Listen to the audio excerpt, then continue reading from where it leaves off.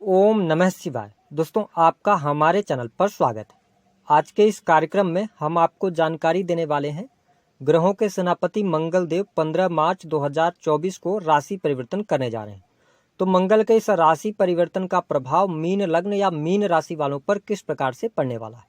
और सबसे इम्पोर्टेंट बात कि यह वीडियो आपके लिए बहुत ही महत्वपूर्ण है, इसको पूरा जरूर देखिएगा, बिल्कुल मिस नहीं कीजिएगा, क्योंकि जो हमने थंबनेल पर लिखा है कि विस्फोटक प्रभाव देखने को मिलेंगे। तो इसका क्या मतलब है? देखिए, मंगल जो ग्रह होता है ना, यह अग्नि तत्व का ग्रह माना गया है।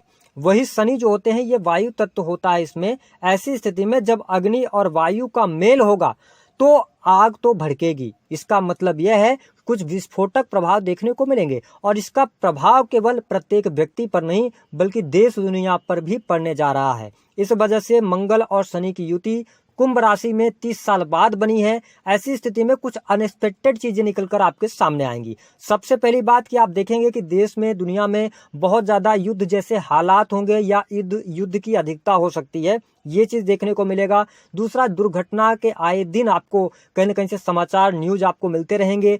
तीसरी बात ये रहेगा कि जो ग्रह संयोग बन रहा है, इसके आधार पर मैं आपको स्पष्ट कर दूं कि शनि को कृषि का कारक कहा जाता है। शनि प्रजा होती है, तो आप देखेंगे और ये जो मंगल होता है ना, ये सेना, पुलिस, आर्मी होता है। ऐसे में किसानों के साथ में पुलिस की झड़प के बहुत सारी चीजें देखने को मिलेगी। बहुत सारे लोग आंदोलित होंगे, और यही एक संयोग होगा। ये भी ध्यान रखें कि सूर्य राहु का भी ग्रहण लग जाएगा।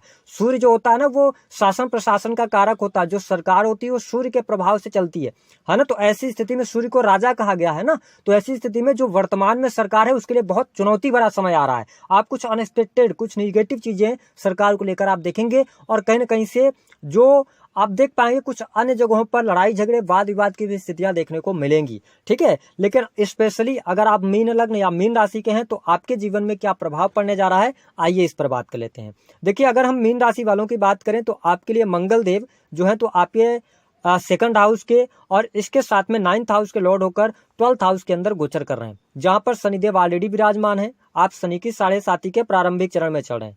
मंगल देव के 12वें भाव में होने की वजह से मांगलिक पत्रिका का निर्माण होने जा रहा है, जिसके परिणाम स्वरूप आपके लिए जो लोग विदेशी भूमि से जुड़े हैं, शनिदेव मजबूत स्थितियों में है ना। और शुक्र देव भी 12th हाउस के अंदर 30 मार्च तक रहेंगे। तो विदेशी भूमि से आपको लाभ प्राप्त हो रहा है। अगर आपका विदेश से जुड़ा हुआ कोई अटका हुआ काम है तो वह कार्य इस दौरान बन जाएगा। साथ ही शनि, मंगल और शुक्र एक साथ जब 12th हाउस में होते हैं तो मैं आपको बता दूं, 12th हाउस आपकी नींद होता है, आपका बेडरूम होता है। तो यहाँ पर कहीं न कहीं से अनिद्रा की समस्या आपको परेशान करेगी। आप अपने हेल्थ को लेकर अवेयर रहिएगा, अन्यथा मंगल भी आपके 12th में है, शनि भी 12th में है, शुक्र भी वहां पर गए हैं। तो ऐसी स्थिति में आपको हॉस्पिटल या स्वास्थ्य को लेकर कोई न कोई एडमिट भी होना पड़ सकता है। ये चीजें मीन लग्न अथवा मीन राशि वालों को देखने को मिलेगी। लेकिन मैंने बताया कि अगर आप इंपोर्ट एक्सपोर्ट का काम करते हैं, इलेक्ट्रॉनिक गैजेट्स का काम करते हैं तो अच्छा है। जो लोग ऑलरेडी हॉस्पिटल में वर्क कर रहे हैं उनके लिए प्रमोशन का योग दिखाई देता है। इंजीनियरिंग, मेडिकल लाइन से जुड़े जातकों को अच्छे परिणाम देखने को मिलेंगे। खर्चों में आपके कमी देखने को मिलेगी, लेकिन शुक्र और मंगल की युति है। ऐसी स्थिति में 12वें भाव में शुक्र के होने की वजह से आप थोड़ा सा इस दौरान एंजॉय करते नजर आएंगे, यानी कि कुछ अनएक्सपेक्टेड चीजों में भी आप जा सकते हैं, क्योंकि शनि जो है ना, नशे वगैरह से बचिएगा, अन्यथा यह समय कहीं ना कहीं से आपको निगेटिविटी की तरफ लेके जाएगा। मंगल देव की जो चौथी दृष्टि है वो आपके 3rd हाउस पर पड़ रही है। 3rd हाउस से रिलेटेड चीजों में आपको गेन मिलेगा। मीन लग्न और मीन राशि वालों का कॉन्फिडेंस लेवल अच्छा रहेगा। आप कार्यों को बखूबी पूरा करने में अपनी एनर्जी लगाएंगे और उन कार्यों को पूरा करेंगे। जिस भी कार्य को आप हाथ में लेंगे उनको पूरा करके ही दम लेंगे। तो ये चीजें बेहतर हैं। साथ ही सेल्स, मीडिया, मार्केटिंग के अंदर अगर आप कार्यरत हैं तो यह समय आपके लिए गोल्डन पीरियड साबित होने जा रहा है।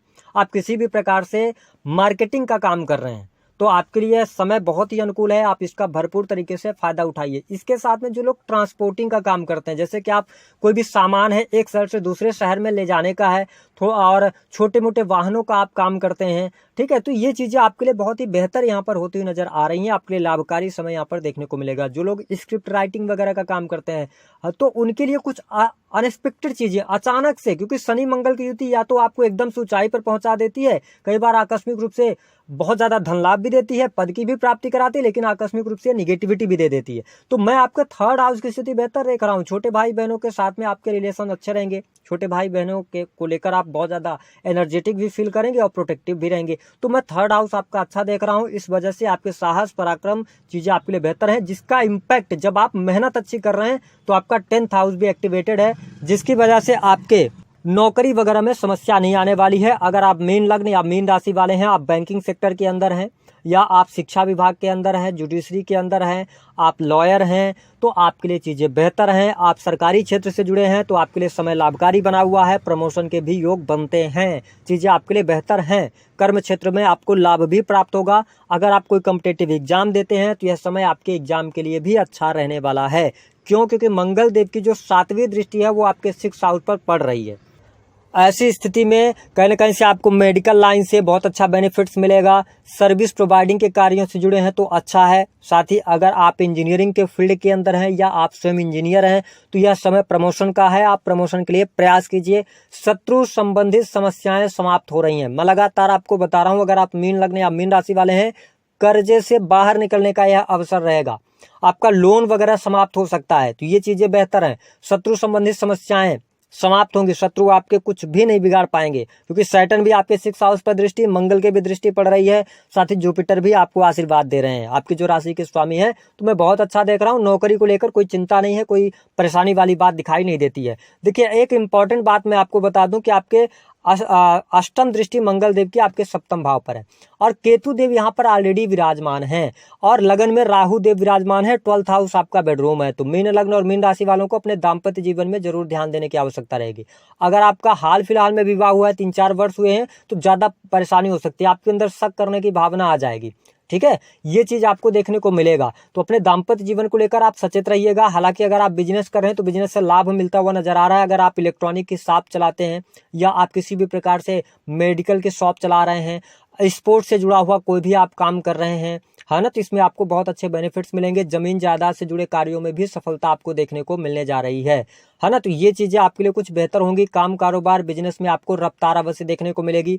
धन की स्थिति आपके लिए बहुत बेहतर रहेगी। धन लाभ अवश्य आपको मंगल देव यहाँ पर दिलाने वाले होंगे। विदेशी भूमि से धन लाभ ये दिलवाएंगे।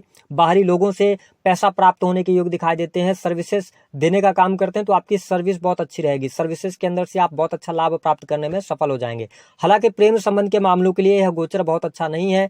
प्रेम संबंधों में उतार चढ़ाव देखने को मिलेगा या आपके पार्टनर की हेल्थ को लेकर आपको चिंताएं रहेंगी। अगर आप प्रेम के अंदर हैं तो कहीं कैसे अपने से ज्यादा अपने पार्टनर की चिंता करते आप नजर आएंगे। हाँ, पढ़ाई लिखाई के लिए अच्छा है। आईटी सेक्टर के लिए भी बहुत अच्छा रहेगा। पढ़ाई लिखाई अगर आप कर रहे हैं तो लेकिन कंसंट्रेट करने में दिक्कत है। मैं आपको एक बात बता दूं, अपने परिवार पर आपको बहुत ज्यादा ध्यान रखने की आवश्यकता है। आप मीन लग्न या मीन राशि के हैं, ध्यान दीजिएगा। 17 मार्च से लेकर 25 मार्च तक भूमि भवन वाहन से जुड़ा हुआ कोई भी कार्य आपको नहीं करना है। रीजन उसका यह है कि आपके चतुर्थेश जो हैं तो बुध बनते हैं। अगर देखा जाए तो बुध आपकी राशि में आके नीच के हो जाते हैं, लगन में ही ये गोचर करेंगे। तो आपको भूमि भवन वाहन से जुड़ा हुआ कोई कार्य इस दौरान नहीं करना है। आप अप्रैल के महीने में करें तो चीजें ज्यादा बेहतर रहेंगी, क्योंकि 31 मार्च से आपके लिए मालव्य राजयोग का निर्माण हो जाएगा। जब शुक्रदेव लगन में आएंगे तो वह समय आपके भौतिक सुख सुविधाओं के लिए अच्छा रहेगा। इसके साथ में आप देखें कि सूर्य और राहु का ग्रहण भी आपके प्रथम भाव पर लग रहा है और शनि मंगल शुक्र की युति 12th में है। तो अगर आप एक्स्ट्रा मैरिटल की तरफ जाते हैं या स्त्री पक्ष से आपको नुकसान होने की संभावनाएं दिखाई देती हैं, जिसकी वजह से बेडरूम में लड़ाइयां होंगी और शादी टूटने तक की भी नौबत आ जाएगी। मैं देखिए नेगेटिव बताना नहीं चाहता, लेकिन जो दिख रहा है वो चीज तो बोलना पड़ेगा। आप चाहे वो चीज आपको अच्छी लगे या उसको जानकर आप सावधानी बरत लें। चीजें इसी प्रकार से चलती हैं। ऐसा नहीं है कि आप करोड़पति रातों रात बन जाएगी। चीजें समझ के चलनी होती है। वाणी से रिलेटेड कार्यों में सफलता मिलेगी, लेकिन थोड़ा सा नियंत्रित होकर चलिएगा। बैंक बैलेंस में वृद्धि जरूर बनेगी, लेकिन खर्चे भी होंगे। उपाय क्या करना है मीन लग्न और मीन राशि वालों? आपको उपाय के तौर पर हनुमान जी की आराधना करना है। आप कम से कम 3 मंगलवार लगातार लाल रंग के पुष्पों की माला हनुमान जी को अर्पित करें और वहीं पर बैठ के हनुमान चालीसा का पाठ करें। ये 3 मंगलवार आपको करना है, क्योंकि मांगलिक पत्रिका का निर्माण हो रहा है तो चीजें आपके हाथ से कुछ चीजों पे बाहर निकल सकती हैं, तो उसको आपको कंट्रोल करना है। दी गई जानकारी